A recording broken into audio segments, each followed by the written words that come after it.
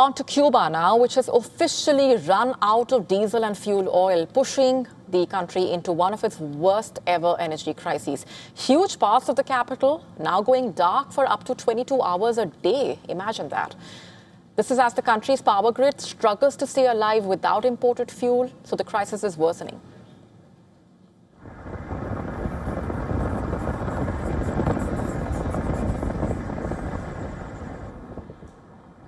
For locals, this crisis is becoming nothing short of a nightmare.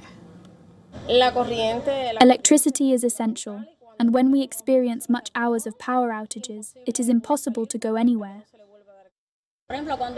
Whenever the power comes back on, everyone says we have to hurry up and cook before they cut the electricity again.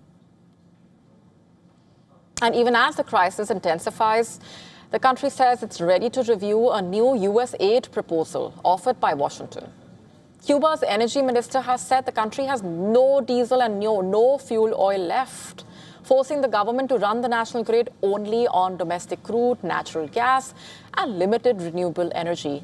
The blackouts also have spread across the capital this week, adding to the growing public anger over shortages of food, medicine, basic services.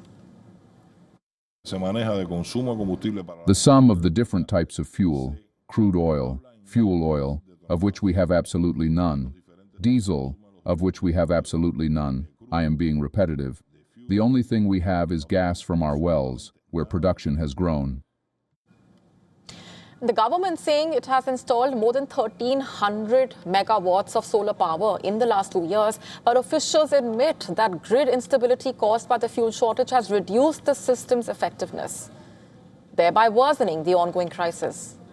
Cuba also saying global oil prices and transport costs have risen sharply during the West Asia conflict, making it even harder to secure imports.